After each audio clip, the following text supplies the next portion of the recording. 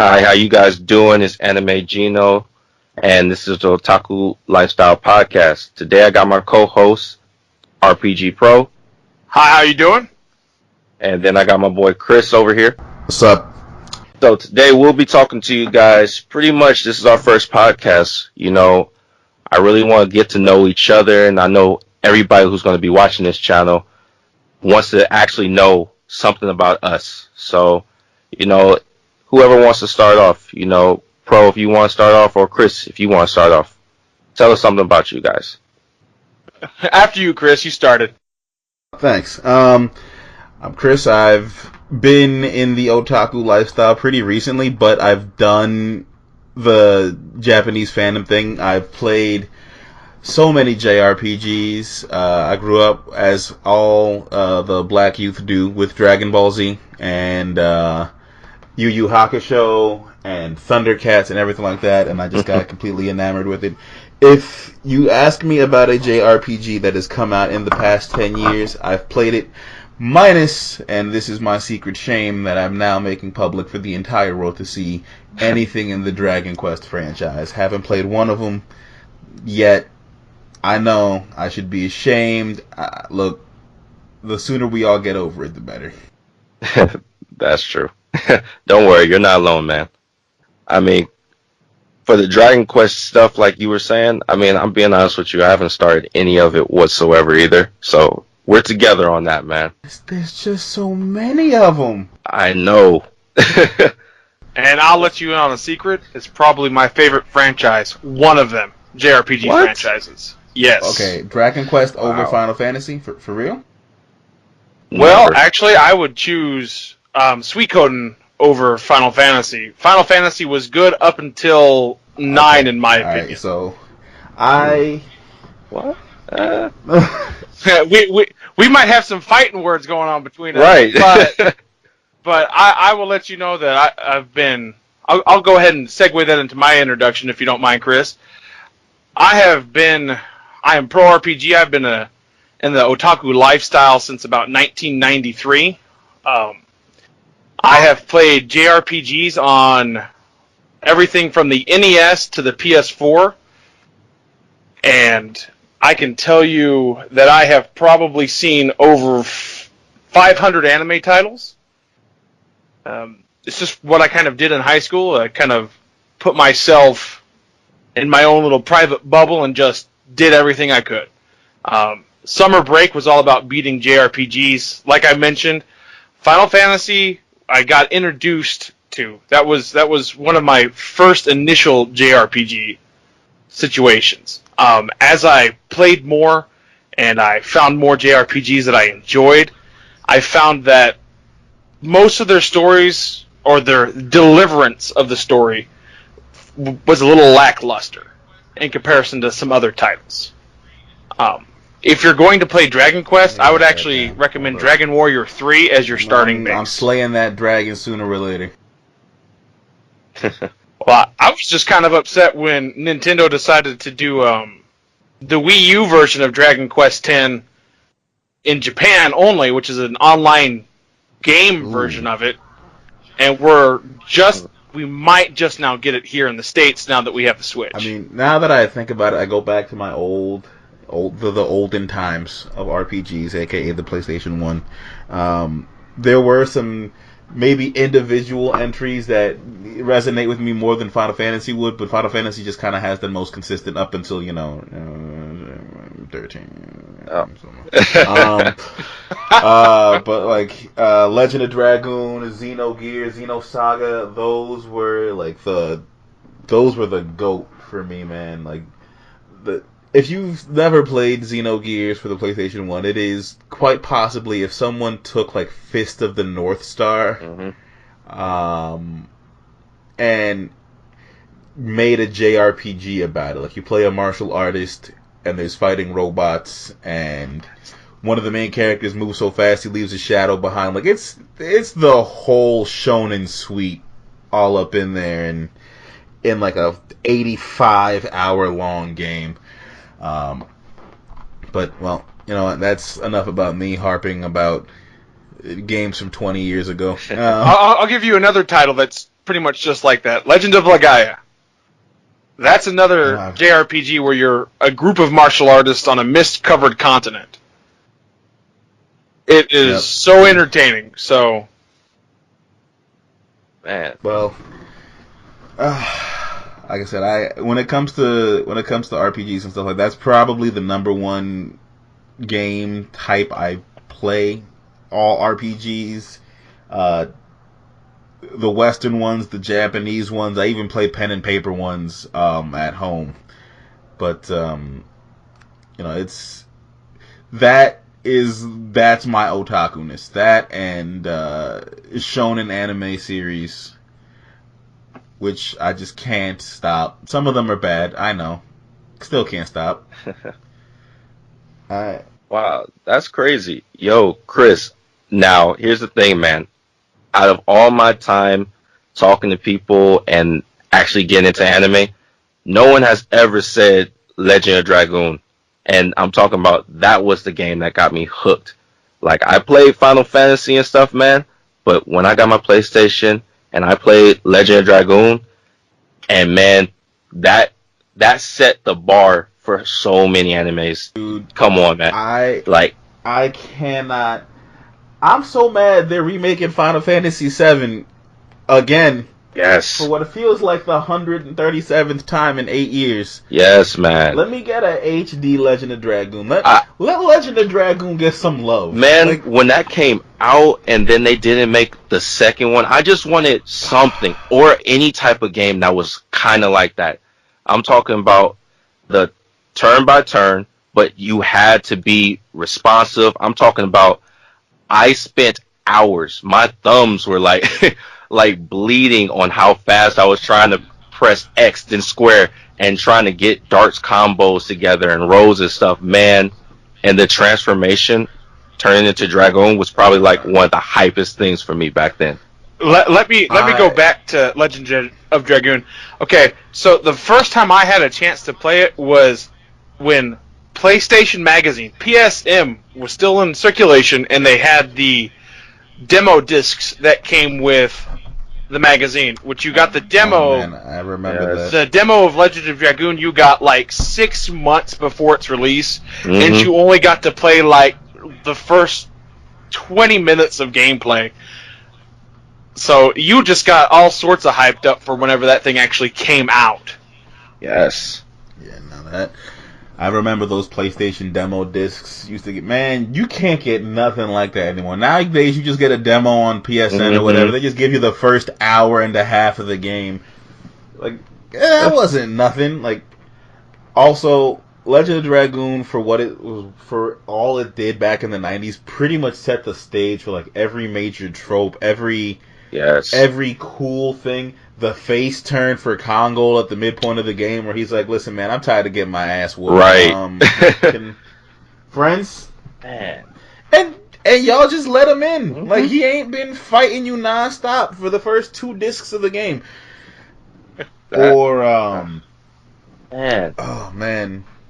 Or was it Rose? Rose, Lancelot.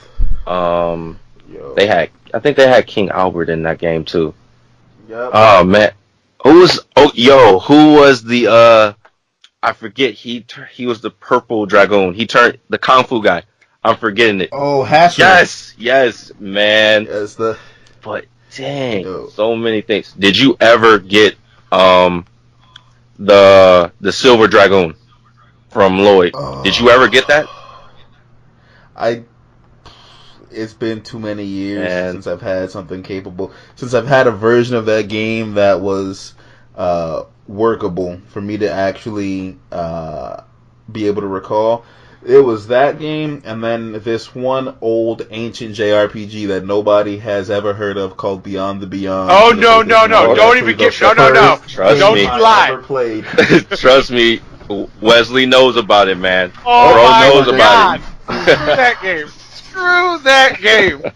Oh my god, I loved it so much. Oh, Jesus. Yeah, no, that one was the first game I ever played. My dad owned it back in, 96 or whatever, and We just played together. I couldn't play it worth crap as like a 4 or 5-year-old. That game had too much. Nowadays, you see a game that has 50 hours of gameplay, you go, oh man, they did a lot. Back in the day, Legend of Dragoon, Final Fantasy 6 and 7, Yes. Beyond the Beyond, which I swear if I can ever find a working copy of that game again in my life for under $80, it is mine. I own it. What? To this day, I still own a copy. Wow. I still got my Dragoon, Legend of Dragoon, but like, damn, I've been looking for that game, man. Yeah, I had to hunt for it. I will be honest, I had to hunt it down. That was back in the day when you could make a good RPG and not beat it to death. Looking at you, Final Fantasy VII. Waiting for the rhythm game to come out next. Man, that's crazy. I mean, I really didn't expect a lot of people to know about that one. I mean, look how these animes and how these JRPGs are coming into place. Like, back in the day, it was a 4-disc. You knew once you got to a certain point, you had to switch that disc over. Like, I don't know about you guys, but feeling the accomplishment of beating that first disc and then putting the second one in and getting a whole brand new storyline and figuring out and going with it, like, that interested me the most, man. Now, that sense of accomplishment of taking the CD out of the console, putting it back in the case, getting a different CD, putting it in, and then the game's booting up and loading your save file. Mm-hmm. We've lost that. Yeah, man. That is the true tragedy of the Blu-ray era of gaming. True. The last multi-disc RPG I got to play was Lost Odyssey on Xbox 360, which, against all reason, came on 4 DVDs. It was so good, though. The story of it was just too good to pass up. 4 DVDs. Do you, like, I'm an IT by trade. Do you have any idea how much space you need to have something take up across 4 DVDs? This game was too much. The story, that game was another one that was great. And there's a second one coming out, by the way. They're making Lost Odyssey too? Yes, and the PC should actually be getting a release copy of Lost Odyssey also. Oh, that'd be great. Now, unfortunately, if Lost Odyssey 2 doesn't come out on 3 different Blu-rays, I will not be satisfied. That was Miss Walker Studios' first game that they released after their director left Final Fantasy. I can't believe they're making... I mean, I'm glad. It was an excellent game. And I'm not gonna lie, the whole aspect of having to take the disc out of that, yes, I got to the end, now let's do it again, is kind of why I didn't get upset when Square announced that Final Fantasy VII's remake was going to be spread out in episodic. Mm-hmm. I know nowadays we're like, oh man, episode game, yeah, meh. But it wouldn't be Final Fantasy without that little pause at the end, without that, hey, you did it. Mm-hmm. Take a break, start up the next one at the end of the discs. I think that's kind of where some of the newer ones fall off, because I also actually, no, I was wrong about Lost Odyssey. The last multi-disc RPG I played was Final Fantasy 13-1 on the 360, which was also a multi-disc game. That game didn't need to be spread out across 2 discs. It had no reason to. I just couldn't get behind. Final Fantasy isn't meant to be as linear as 13 was. And that just kind of killed it for me. 13-1 is, I think, my least favorite entry in the series. 13-2 did turn it around for me. But I like that whole Pokemon aspect where, you capture monsters, you train them up, you make them better. Chocobo racing was better in that game than it's been in almost any other entry in the series. True. But it's the kind of aspect of these Final Fantasy heroes, these people who are always the protagonist in the Final Fantasy series is always just somebody who didn't want this, was just trying to do a job or go to school or whatever, and just thrown haphazardly, middle of their day, into saving the world. And it's kind of that aspect that becomes my favorite character trait of the protagonist of my favorite shows. Like, I like Goku. Goku just wants to fight. Sure. He wants to fight and be a deadbeat dad and eat. And accidentally, Goku keeps saving the world. And even if you watch Super, he's like, I didn't mean to save the world. I just like fighting. Right, man. Or Yu Yu Hakusho, he died. He was dead. His entire claim to he pushed the kid out of the way of a moving car and just was like, yeah, no, you fight crime now. You demons and crap. That's your job now. High school? No, don't worry about that. No. Yeah. Well, no, what are you doing? No, save the world. Speaking of Yu Yu Hakusho, man, what happened? What do you guys think happened? Did you saw the final season just to end the whole series? Mm-hmm. Now, what'd you think? Because I felt all the way up until there, we were getting a great Yu Yu Hakusho. Like, I'm thinking about that dark tournament and then having to fight another spirit detective and everything like that in the future. I felt like it was going great.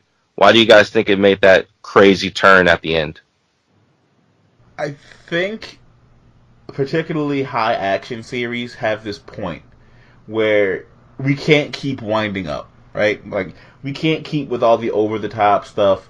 Yu Yu Hakusho took its, I think the point where Yu Yu Hakusho took its turn, and it's still not a bad season. Like, it's the worst season of Yu Yu Hakusho is still better than a lot of shows that have come out. That is true. But I think where the turn comes is it stops being relatable, kind of. Because in the fourth season of Yu Yu Hakusho, we see Kuwabara step aside. He wants to study and go to school. Mm-hmm. The three central protagonists of the last arc are Yusuke, Hiei, and Kurama. And it's revealed in that last arc that you meet Kurama's old crew, Hiei gets into a bunch of over-the-top fights, and Yusuke is revealed to be demonic. There are no relatable human characters left on the show anymore. And we're just now supposed to root for Yusuke to be the best demon because, yeah? There's no real central conflict. There's no, if he loses this tournament, terrible things are going to happen. Isn't the last episode like the title shot, like the closing shot, them just coming back a year later to fight the same tournament, but now Kuwabara's with them? Yeah. Like, yeah, that's exactly what happens. Mm-hmm. That's, what was the point? Right. Why drag me through this for 20 plus episodes or whatever, for a full season of anime? They lose, they learn nothing, they gain nothing, they come back and try later, and that's the show. Right, man. Like, yeah. That's crazy. Like, some of the best animes that we've probably seen, like, it falls off. Like, you know, Yu Yu Hakusho. Then you got the series Bleach. If you've kept up with the manga, then you kind of see how that was. Even with them taking it off, like, a lot of the best series that have been out, and then they all of a sudden just drop off. No, Bleach jumped the shark right after they decided to not end it when he beat Aizen. Yes, agreed, Yeah. 100%. Mm-hmm. There was no good reason.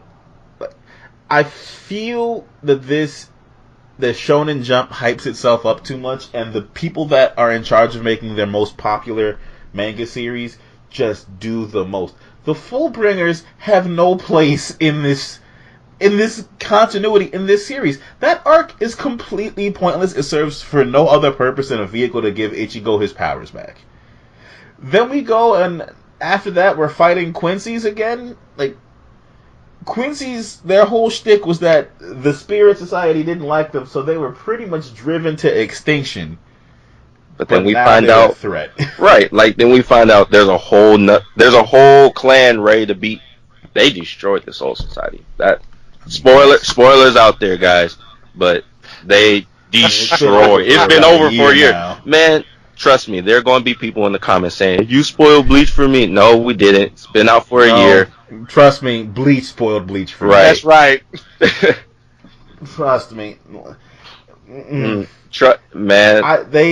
They had a good, nice, neat package, and this is what I'm talking about. Bleach ended with this sense of, well, Bleach ended. When I say ended, I mean at the end of the Aizen arc.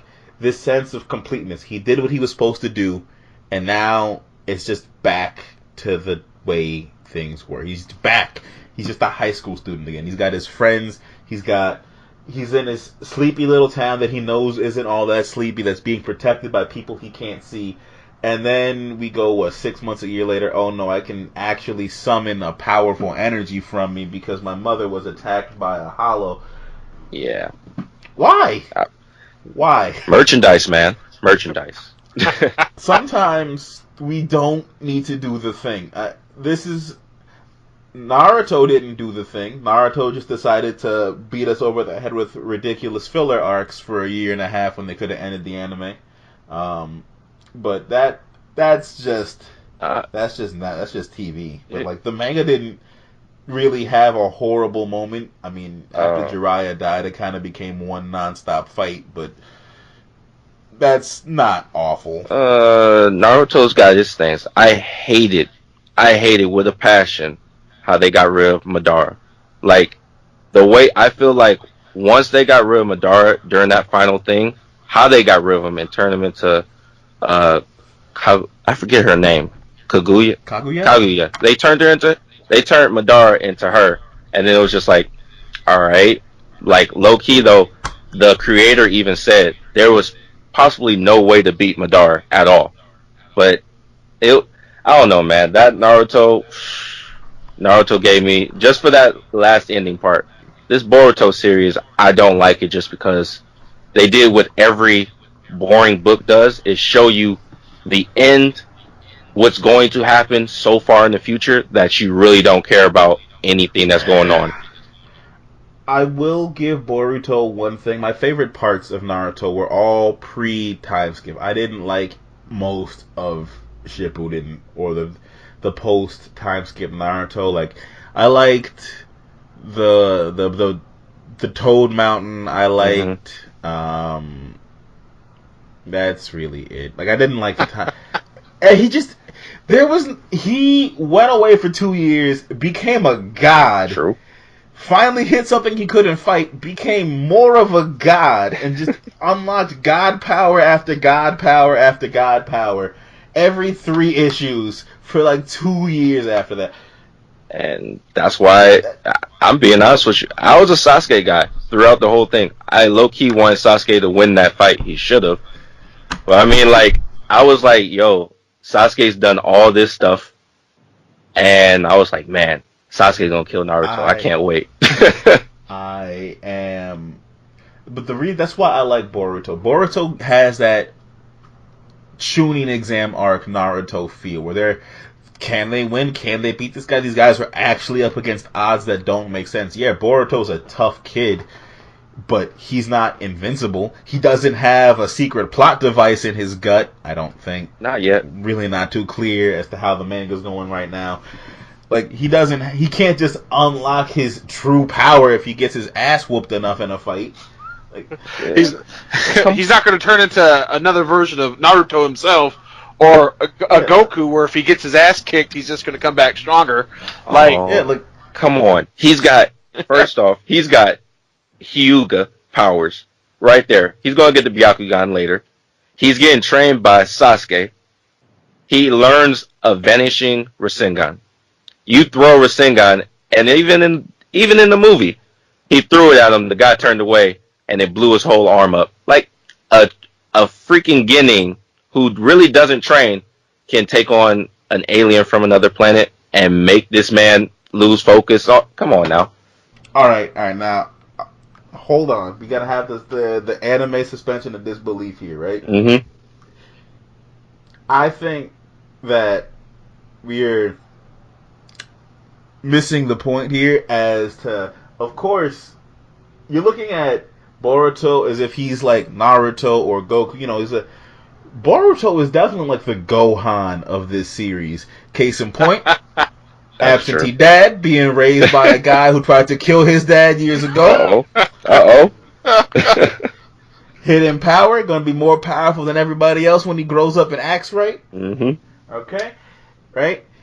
People coming from the future, people coming as aliens, everybody trying to step to this kid. The whole town is just full of adults who don't know what to do with them. Kid's just like, nah, screw it. I'm going to just get my weight up. Man. If you look at Boruto like we look at Gohan back in the old Dragon Ball Z, it's the same thing. Sasuke is just another Piccolo. Mm-hmm.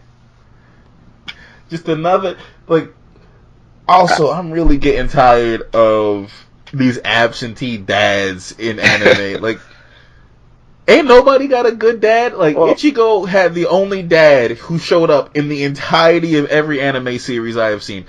Luffy's dad, Naruto's dad, Sasuke's dad wasn't shit. Like, hold on. You can't do that for Sasuke's dad. His brother killed him. You can't do that. You can't do that one. His dad was trying to lead an armed military coup. So, come on.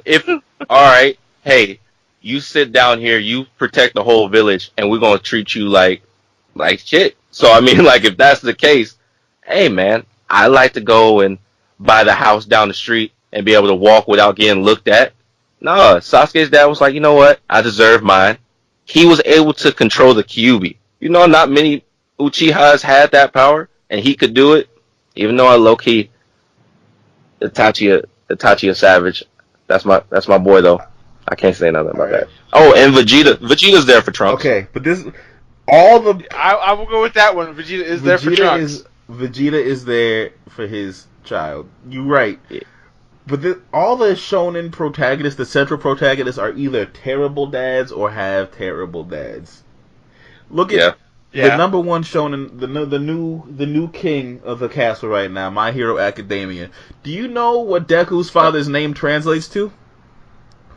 We haven't seen each other in a while. His name, the loose translation of his name is, I ain't been around much lately. This man is the anime equivalent to going out for a pack of smoke 6 years ago. Alright? Man, see? But that's how it is. I mean, like, you gotta look at it. Without these shonen animes, like, if it's not that, you're really not getting anything. Look at one of the upcoming ones, Black Clover. We got Orphans coming up. If it's not Orphans or the dad's not there or just they're the most OP guy in the world, nobody's really watching that. See a happy family in an anime one time. Well, let me. I mean, can we name one? Can we name one? I'm thinking. Hold on. Like, just think about it. I mean, like, think. You go through the top ranks. You go to Bleach, like we said, One Piece, Naruto, Dragon Ball Z. You got Hero Academia, Black Clover, YuYu Hakusho. Like, you're not getting anything. Nah, nothing. Nope. Dang, that's kind of bad. My new secret anime passion, Food Wars Shokugeki no Soma. Yes. Okay. Never mind. Yeah. His dad is the GOAT. His dad. That man. His dad is a bum. That is a bum. Oh no! Come on. This man. Man taught him everything. He's now saying, "Hey, man, go out there. Since you want to think you can beat me, go out there and train. Hey, go train and then come see me." He always show up. His dad always show up. His dad shows up to cook one meal and disappear. That's fine. Some people can't see that. Come on. Goku does what? Okay, son, go fight this big alien. Oh, go fight Cell. Oh, he might die. Maybe I should have fought this man. Oh, never mind. The plan blew up. Oh, shoot. Nope. Never mind. I messed up. Do it, Gohan. Do it. Come on. Have you seen what happened? Okay, I don't know if you are caught up. Are you caught up in the anime? I'm not fully caught up. I'm not fully caught up. I read the manga so far, And then like I stopped because I was like, I want the anime to come out so I can watch this, and I want to wait. No, because oh man, no, the most recent weeks of Food Wars have introduced another parent who's a piece of work, and I'm not gonna lie, I look at that parent and I go, yeah, no, Soijiro's still a bum.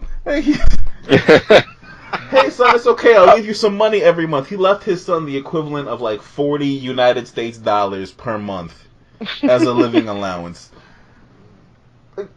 He's got to use that money on top of everything else to buy the ingredients to do the ridiculous challenges his culinary school demands of him. If we're gonna talk bums fathers, I mean, you gotta bring in Genma Saotome from Ranma One Half. You have to bring him in. That's an older anime title, but the Saotomes are like the epitome of bums. If we're talking about bum fathers in animes, it's just a trope. It's the hidden secret of the shonen manga. If you have a shonen protagonist, there's a bad dad somewhere in there. I would present Exhibit A for Attack on Titan. Oh, come on. I'm not gonna lie, I just thought of that and I was like, dang, if he mentioned Attack on Titan, that's probably the worst thing ever. It says, we don't know what is like. Attack on Titan is really the number one vote I have for series I really thought was going to be so much better than it was. I had such high hopes when that anime came out, and then I read the most recent couple of arcs in the manga, and I'm like, why did I let myself believe in this? I mean, I'm being honest with you though. I feel like it does. Okay, the recent thing, well, I can't see. It's been a week. I can't spoil something that's been a week. But like all these animes, we know what they're prone to do after a big climax that happens, as we saw in the season finale. You know what happens later on. I mean, I could see this making a bigger turn, especially since, a couple of the Titans are, with the main people. Yeah, no, I got you. But Hunter x Hunter. Okay, right there. Now we're gonna go ahead and present the number one bum parent of all time. Yep, Hunter x Hunter. There you go. That's number one. Hold on now. Hold on. Well, you got. So what makes this the number one bum parent in an anime? Have you seen? Yes. I haven't watched Hunter x Hunter in a while. Okay. I don't remember, the premise of this parent. So explain it to somebody who hasn't. All right, everybody. Spoilers hasn't watched for a series that is probably going to be on hiatus till we all are old and gray anyway. True. Yeah, I'm already getting there, so let's go for it. Ging had a child. The main protagonist's name is Gon. His father's name is Ging. Ging had Gon.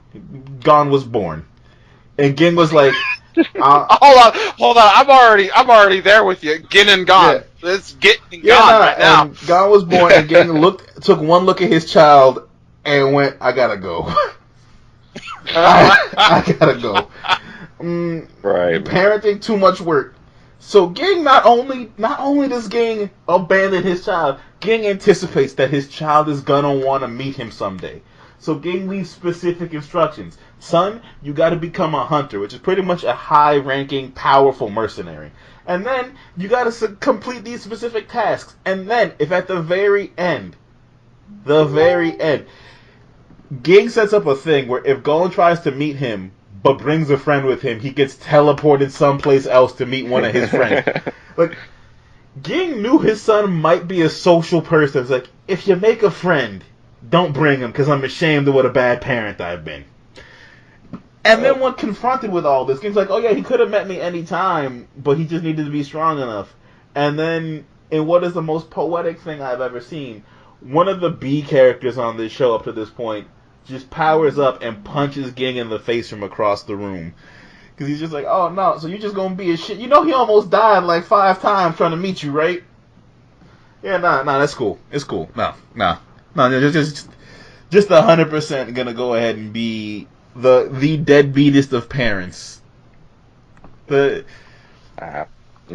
only one that comes close to Gang is not even a primary protagonist, but it's Gold Rogers from One Piece. No. Gold Rogers makes sure Ace was in good hands, man. If you get arrested, and you go to the arresting officer and go, I need a favor, though. You raise my kid? Right. He thought about him, at least. Okay, speaking of One Piece, we got One Piece styled sidetracked because Anime Gino still hasn't introduced himself. That is true. Oh, man. Man, we was going in. 40 minutes in. All right, wow. Right. All right. Hey, that's your fault, man. Y'all got me hyped. I was like, what? Legend of Dragoon? That's me right there. That's how I started. Yeah. We're real organized for our first ever outing. Of course, man. Well, I mean, we're just getting to know each other. People are getting to know us. So, Anime Gino, take it away. Tell us a little bit about yourself. Yeah, so Anime Gino, man, I started anime back, honestly, at like 1996. I was born in 92, so, I was watching my sisters, crazy enough, playing Final Fantasy. And just like Chris stated, playing Final Fantasy number 7. That's all they did. And I'm talking about, I was playing it, I watched it. I snuck into the room while they was asleep, start playing the game, messed up their save files, and ran out, acting like they did it. And I was just enjoying it, talking about, like, I was the regular mainstream guy watching, I went from Pokemon, Digimon, going to watch Ronin Warriors, Ronin Kenshin, YuYu Hakusho, Dragon Ball Z. The list goes on, man. It was more just like getting that feel of it, and then as soon as the internet start popping, and my parents was like, hey, we're going to get you this internet. Oh, man. From there, that was history all she wrote, man. Start watching every anime I could, going from some of the darkest animes, like kind of like the new style Berserker, to some of the cheesiest things known to man when it comes to stuff. Talk about my friends sometimes got me watching. I'm like, what is this we watching? Magical Girl. I'm like, oh, what? All right, I'll watch it. And watching stuff like that, man. It's just like crazy stuff. So that's me, man. Half of my favorite series are all me going, what the hell is this? When my friends going, try it. That's how I got on Food Wars. That's how I got on No Game, No Life. Season 2 win. That was a classic. That's how I got on... What did I start that I thought would be complete and total garbage, but I ended up... I'm not gonna lie, One Punch Man looked real stupid to me until I saw the first couple of episodes. I will go out on a limb and tell you that I still have not watched episode 1 of it. What? I have not. I will say that right now because I thought it well, we tried. Bad. Goodbye, everybody. Yep. Man, One Punch Man, I'm telling you, like, One Punch Man, you would have to just, like, think about it. It's like any person says, all right, I want to do something. This man went from being an absolute nobody, and he did the most basic thing ever. Push-ups, sit-ups, ran. And he became a god. I don't know how, but hey, he did it. I mean, like, that's something that I'm not gonna lie, I tried it out. I did 100 push-ups for 4 months straight. And, I was like, yeah, I could do this. Man, I looked no different. I did not look big. I was still skinny, and it was just bad. I mean, nah, man, because you gotta run the 100 push-ups, 100 sit-ups. You gotta run the 5K. You can't use your heater in the winter or your air conditioner in the summer. See? I live in Cleveland, man. I freeze. I am never gonna do that. I'll be like, all right, guys, it's gonna be cold. Next thing I know, like, I get all the seasons wrapped into one, man. I'm talking about it. I go outside, cool, hot, in some shorts. Literally an hour later, it's raining. From it raining, it goes to snowing. And then all of a sudden, I look outside, and people are in winter coats in 5 layers. And I'm talking about it's only 12 o'clock. You understand? It's only been 4 hours. How is that possible? Come on, man. All right. Well, since we took a very roundabout method of introducing ourselves, I think what might be a little more organized way is, what are you guys watching right now, or what are you guys playing right now? What's got your attention in the otaku world at this moment? That's what are you into today? I'll let you start off with that, man. Okay. Let's see. Right now, I'm watching, for the new titles, we will say Black Clover, that Zodiac War one, which I'm going to tell you right now, if you like bloody, violent, just off the cuff anime, yeah, I would go for it. Video game wise, I'm playing like half a dozen things. Just downloaded off the PlayStation Network Legend of Mana. That's an old PlayStation classic. And then Persona 5, been playing that. Oh, man.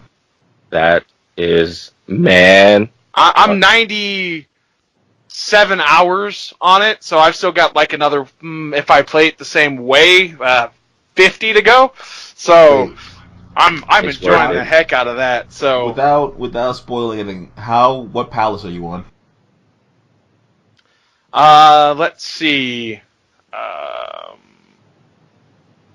Kamoshida's? Not Kamoshida's, he's the first one. I am Theme. What theme is it? You get your newest member, it's the guy who runs the Big Bang you got Burger. a while ago. Okay. Yeah, man. Whew. Oh, I know that because it shows you that the calendar ends in March or May or something of the next year, and I'm only in like the end of September. Well, like, oh my god, you sound like one of my friends. I'm that kind of guy that I'll just go into the palaces, and I'll start them every time I go in. I'll start them from the beginning, and just pretty much money grind and find all of the special items. Then just keep doing that every time I go back in.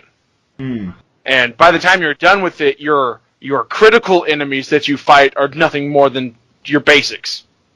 So that's how I play JRPGs. I mean, let's go with my Final Fantasy VII save file that I have on my computer.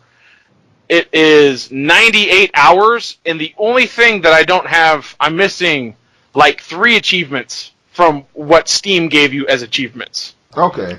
And they are collect every item in the game and master all of the materia, and I've mastered like 97% of all the materia in the game, and beat the weapons because nobody has time for that crap. I like doing it. I've done it on my PlayStation save file, but I was done after 98 hours on desktop. Like I've got Gold Chocobo, won all of the Golden Saucer prizes, you name it. Man. But no, like I'm waiting for the Steam sale to hit pretty good for Black Friday, Cyber Monday, and I will have a ton of other things that I'll be playing. So that's true. Nice. But I'm just a gamer. Like I won't even beat something before I go to something else. That's me. And like if I've already invested like 90-something hours, I'm gonna be like, okay, I need to take a break. I pretty much had to have somebody come to my house and threaten me to finish Persona 5. I loved it though. You know, I'm gonna probably go back to that this weekend. I had a lot of friends getting me on the Elder Scrolls Online to help them out, so I took a break from Persona to do that. But man, y'all kill me, man. Persona 5, like talking about me and a group of friends had to play that game. One of my friends still on the first palace. I'm talking about to this day. We got it like 2-3 days after it came out. To this day, it's still on the first palace. Oh, I mean, that 90 hours was after I bought it. That was like 4 days worth of playing. No. This man, This man, look, man, I'm talking about. You don't understand. Persona 5 when it came out, I thought was going to be okay because I looked into all the other ones. This one, man, I'm talking about. I spent so much time. I beat the game, went back through, did all the stuff that I had to do, and I'm still not fully complete. But it's just like it was so worth it. It's like, man, I don't know how you couldn't have just sit down. I got immersed in it. Like I'm talking It's about. the music. Low key, I call. It's the When, music. when you've played all of the Persona games, and you've played all of the Shin Megami Tensei games, and you've played all of those titles, it's great. It's a really great game, and it has a nice new premise to it, but it's still technically those games. And I've combined probably have like 1,900 hours playing those games. So... See, I had the opposite problem. I played one singular Persona game before 5, and that was Persona 3 Portable for the PSP. Persona 3P, yep. And I didn't even finish it, truly. So I had pretty much no experience with the series going into this game, and then I'm just in there, and then that soundtrack gets playing, and... Yeah, man. I have to admit, I do love that soundtrack for P5. I put that on my phone. I work out to that. And these characters start talking about... And the concept is just so... You're just a bunch of kids who are pissed off at the world. Right. You're just like, man, angry I hate that teacher. I love that aspect of it. That's all of the Persona games that you just mentioned. It's when you get outside of Persona, like Shin Megami Tensei, you play different kind of occult things, or detectives of some sort. But in Persona, you're always high schoolers. And this set, they were extremely angry high schoolers compared to the other installments of the game. Like, let's just go in and change somebody's mind about something because we don't think they're thinking the right way. Persona 3 protagonists are, as I like to call them, the incredibly passive, incredibly supportive, submissive high schoolers.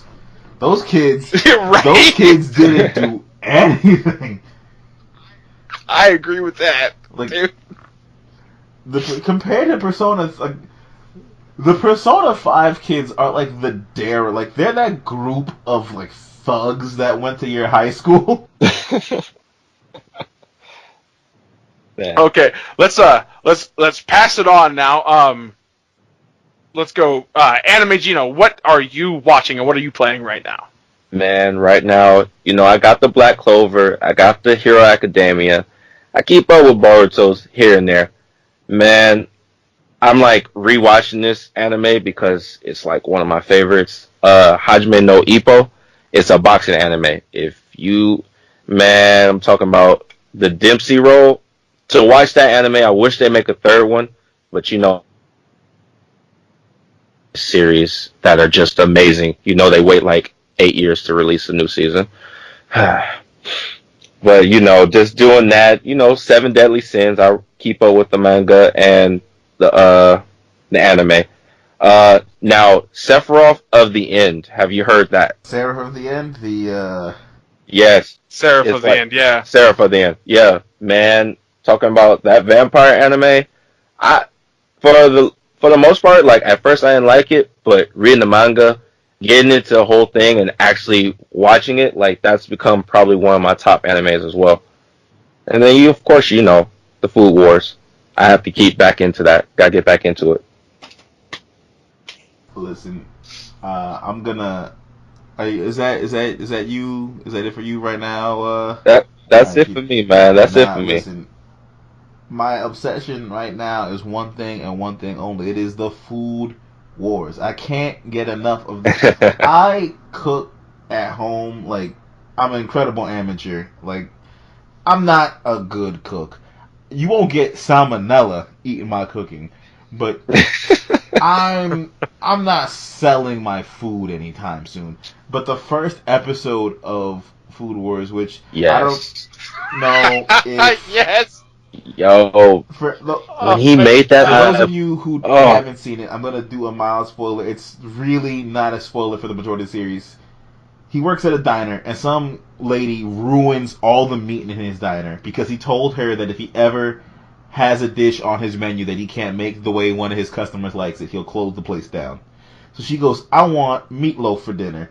So my dude cuts up some potatoes, wraps them in bacon, and throws it in the oven and yes. goes, I call it a gotcha pork roast. And I looked at that, and the in the anime, the framing and cinematography of this food as it comes out of the oven or whatever looks so, A1. this anime's entire budget goes into taking still photographs of the food these people make. Yes. That that bacon wrapped around some potatoes and mushrooms was the single most appetizing thing I had Yes, seen man. in my life. And I was like, okay, right, I could do that. I could get that done. And then it just keeps getting worse. It keeps going further and further and further downhill to the point I'm just like, I don't know what I'm doing. I've lost control of my life. I'm sitting here now trying to figure out if it actually is possible to cook a roast beef in honey to cut down on food on prep time. Mm-hmm. And it's and beyond that, just like how it's never just about cooking, it's never just about fighting, it's never just about football or basketball or tennis. The characterization, the way this anime works, it gets the high school experience down, it gets the cooking experience down, it gets this idea of wanting to be something when you're an adult down better than I think a lot of other shows have gotten.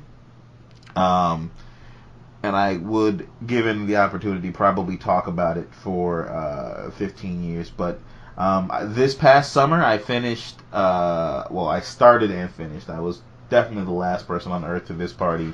Assassination Classroom. What? You are not the last person on this party. Yeah, you the Let me last. tell you that right now. Both of y'all the last, man. Come on. Assassination Classroom became my other anime obsession. Man, I was good at it. I've had really good teachers when I was in school, and like all of them are the worst person on earth compared to Koro Sensei. Koro Sensei makes the best teacher you had at high school look like they kick puppies. Like this, but I can't. What have I been playing recently? I got really into the Final Fantasy XII re-release. That was another big one from my childhood that they decided to update and send back, and I was real happy with that. You make me feel really old. That was part of my adulthood, almost. That was 12 came out when I was in like the 7th grade. I was a senior in high school, I think. 11th grade or a senior in high school.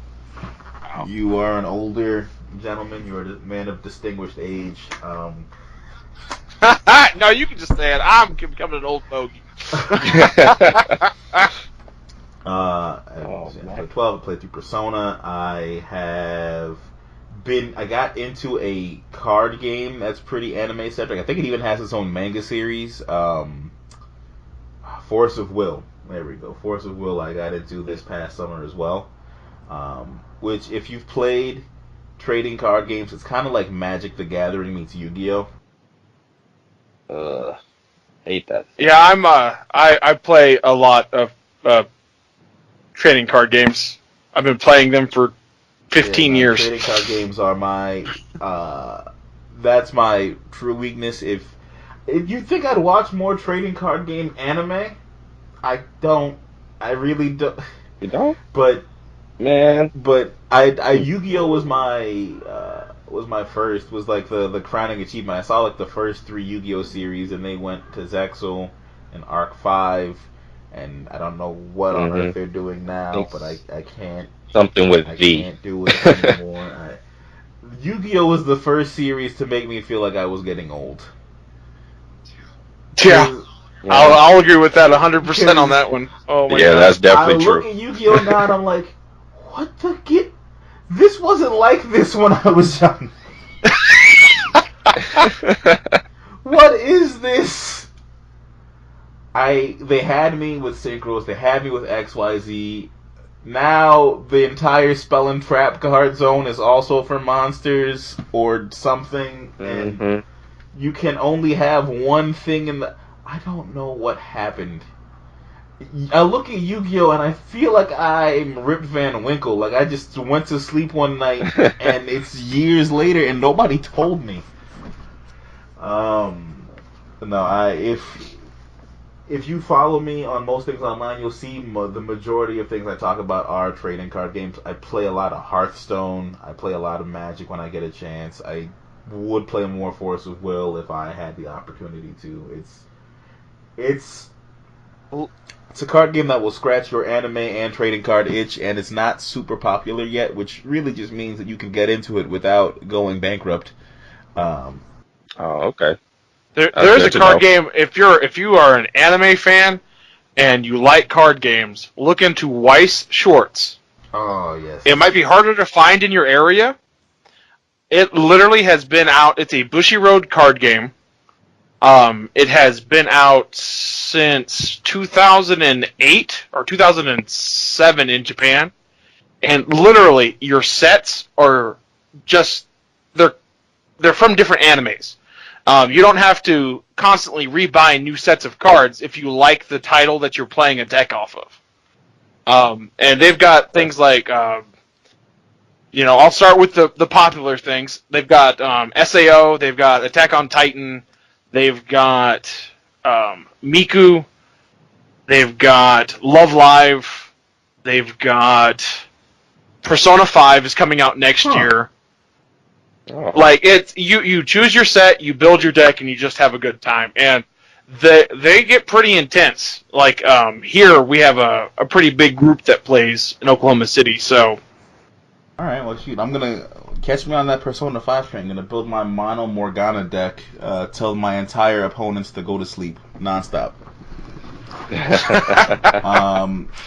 There was a show I was really trying to get into, and it just broke my heart because it seemed so good and was just executed so bad, and that was Knights and Magic. I watched that show way longer than I should have. Yeah. Only for them to every week just turn that protagonist into a Mary Sue, like, every week. Oh yeah, no, I can just do this. I can do this. I can do this. I can do this. I'm like... Right? I'm like, you guys know that there is supposed to be a conflict in the story, right? I did like the mechs in it. Yeah, I'll give it that much. So they were really the robots cool. Look so but... cool, and I'm like, but these school children are just stampeding all over the world. Right? And they're taking down all of these like extremely professional knights and mercenaries and armies, and they're just like, yeah, we got this. It's like, really, guys? What the hell? The Knights and Magic is kind of like that anime where it's like, hey, kid, you can't do this. And then It's Always Sunny in Philadelphia title card pops up. It's like, oh, yeah, the kids do this. So, do you want to take this bet? I have this feeling I can. And it's not like there's a struggle for the kids to do that. They're probably going to do the thing within this 22-minute episode. It's Monster of the Week. Kid, you can't learn how to design robot hearts. Kid learns how to design robot hearts in 22 minutes. Right. Yeah. I laughed so hard at that episode. I was like, are you kidding me? This thing that you guys have been perfecting for like centuries, generations, and right, he comes in and like, hey, I just need to see this book and I need to watch you do it. Oh my god, I figured it out. Yeah, no, what, kid? That show it had so much potential. Like, I really tried. I was on with that show from the beginning, and I really, really, really wanted it to... It looked so good on the first episode, and then just downhill. Just, as it turns out, a protagonist that does nothing but win without suffering at all, surrounded by deuteragonists who do nothing but win without suffering at all, makes for a pretty insufferable anime. Speaking of protagonists that have to suffer to make a really good anime, Berserk. Really good anime. And that protagonist suffers more than any protagonist, I would argue, in any anime, period. I gotta agree with you on that one. There's no way I could live like Berserk, man. Never. I haven't followed Berserk very much, but I know the general gist of the story, and I'm just gonna say there are days when really aren't we all guts? No, not like that. No. No. I don't know. I haven't been a mercenary since I was 5, so I couldn't tell you. I didn't crawl out of a dead corpse as a baby. All right, well, you know what? That's fair. Maybe. Actually, it's not just a dead corpse because, unfortunately, that does happen. A lady gives birth and complications. There are complications still this day. This is a corpse of a lady hanging from a tree, and he's still alive underneath the corpse when he's found. So Berserk really toes the line between terrifying violence and excessive violence. Yes, it does. Yes, every single time. But Berserk is one because of the excessive violence, like I can't do it. Like I can deal with a violent anime or a violent manga. Like I liked Tsukadachi 9 for the 15 minutes it was commonly being scanlated in America. Yeah. I read all 6 of those issues. I could probably find the back issues if I really tried, but I'm lazy. But I can't do with things that are kind of just violent for the sake of being violent, and that's also probably why I fell off on Attack on Titan. Yeah, Attack on Titan almost marries that same line of excessive violence for no reason. Yeah, no, and then really as the show goes on, Attack on Titan just chooses to be more violent. Yeah, that's true. But you gotta look at it though. It's just like their whole I wish if it was Bleach, if it was a year later and we could talk about it like that. Just the aspect of what they're going through, and just think about it. Your whole life's a lie. Everything they told you was a lie. So now it's just you gotta think about that. Just also think about it, man. Some hungry, pretty much zombies, just huge, coming after you, and they hungry. They want to eat you.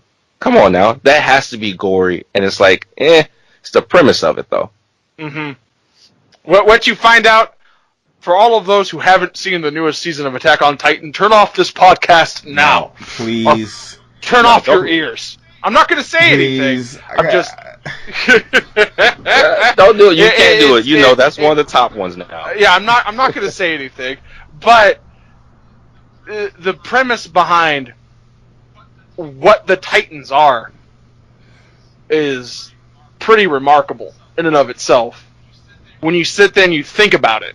Yeah, but right,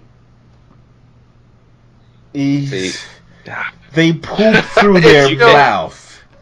Right? That's yeah. Well, hey, did you ever see Blue Gender back in the day? That was also one that was violent for the sake of violence, and it was about giant insects that took over the earth. Like nature gave a kill command, and they came back and started killing everything. Right. And that's pretty much what they do. They eat it and then they regurgitate. I mean, no, but I'm excited for this upcoming couple of seasons, and I really want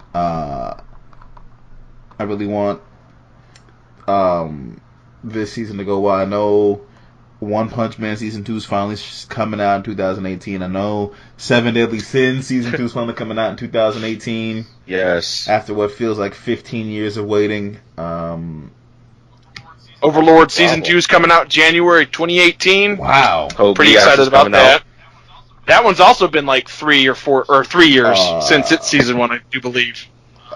And then, what were some other good ones? Man, we got some gems coming back, man. Like you guys mentioned those things. I know Code Geass is scheduled to maybe come back 2018. Wow. That's going to be so hype, man. Full Metal Panic is another one. Okay. Another really good one coming back for another season in 2018. And that's been almost a decade since the last season of that. That's crazy, man. And I'm still just sitting here on my widow's perch, patiently waiting for No Game No Life Season 2. There's a lot of things with that. Any year now. I mean, I actually didn't. I know the movie came out this year. I don't know if there's any kind of issue with that series. I haven't heard about it. I'm not, as the youth say, woke to the anime issues. But I haven't heard anything about it one way or the other.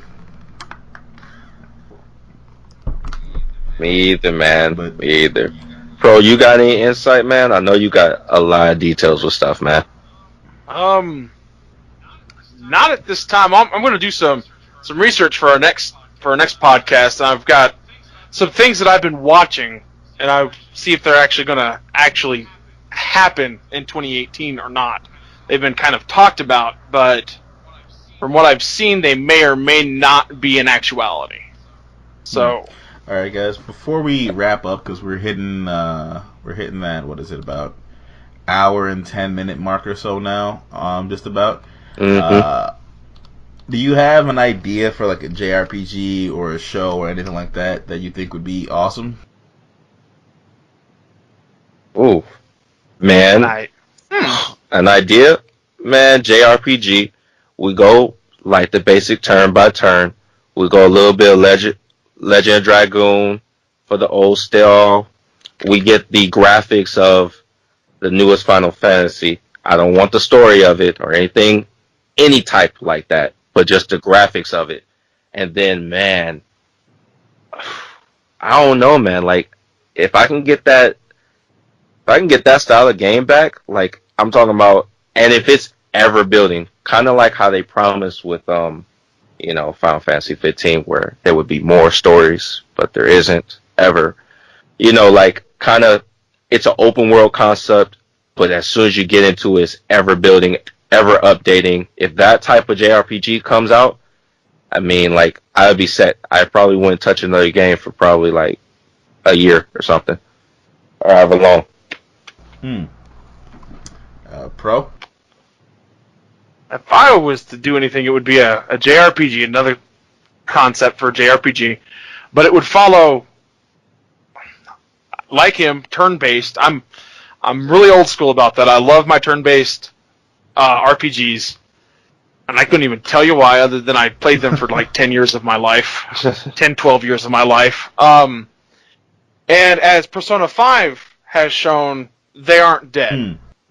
Turn-based aren't dead at all. So it would be a turn-based RPG, more of a world battle kind of JRPG where it's, you're a rebel faction. This is building off of the Suikoden franchise. You're a rebel faction that is going against like a monarch. So you're building your force. You're finding these characters all over your world to join your rebel army. Each one of these characters are great at one specific thing or multiple specific things, and it builds to where you're going into that final conflict of just trying to overthrow that to make a new, like, world kind of situation.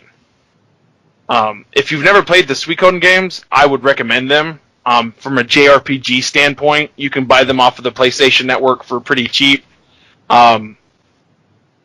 Well, at least if you've got a PS3, you can. I'm not sure if they're on the PS4 or PlayStation Network. think you can. I don't think so. You can cross emulate now because I think they're enabling like the PS2 and PS1 streaming on the PS4 soon, or it's rolling out. Oh, okay. Okay. But that would be my concept for it, because there hasn't been a new Suikoden game for since 2006. Shoot. And there's a huge community, and we all just want it. Like, we need it. I feel you. Okay. I actually would go the super old school route. I'm busting out the pen, the paper, and the dice. I got an idea for a pen and A D20 system or something like that. RPG. Look, Stranger Things made Dungeons and Dragons mainstream again somehow, and I'm just trying to cash in. I've DM'd me a game or 30 in my lifetime, so I understand. You have this game set, and the beauty of it is the game knows it's a game, or knows that it's set with these fictional things. You're kind of like in this Nexus where all your favorite anime series kind of intersect. So you're fighting creatures from Fairy Tail, you're fighting, Cybermen from Dragon Ball Z, you're fighting demons from another series, you're fighting the guys from Blue Exorcist or things like that. And you have characters with powers based on your favorite anime heroes. You can be a Saiyan, you can have a quirk, you can be I don't know if you could be a Titan, but that's mainly more of a, do I want people doing that to each other? And play through it and have these kind of same table face-to-face adventures with your friends and family, journeying through these worlds, fighting these creatures, leveling up, getting stronger, building a team, One of you is super strong, one of you is super fast, one of you can read minds or exercise spirits, or anything like that, and combine these powers, kind of like the Fate system, when you pretty much it's more narrative based than like combat and rules focused, something like that, something where you can all sit around and nerd out together and roll some dice and tell an awesome story over like a night, versus having to memorize an entire book of rules, because I am a Dungeons and Dragons dungeon master currently, and really I just have so much information that nobody could possibly ever use swimming around in my head at all times. Nobody deserves this. Chris, let me there is a D20 game similar to that, but not 100% like that. It's called Besim. Big eyes, small mouth. Strange name. It's a Japanese D20 game, and it literally uses anime tropes as your character classes. And they used to release series synopsis books that gave you, at the end of them, they gave you Besim builds. So you can, there was one for, I think Cowboy Bebop had one. Trigun had one. So you can make a character like Bosch the Stampede. You could build spaceships in the game. There was no correlation between what was sci-fi, what was real, whatever have you. But I would say take a look to see if you can find any information on BESM. Besim. So you might find it extremely enjoyable. I know I did whenever I played it. Now I kind of want to see if I can run that. Because the alternative I had was a system came out this year or last year, I guess. City of Mist is like a brand new RPG system.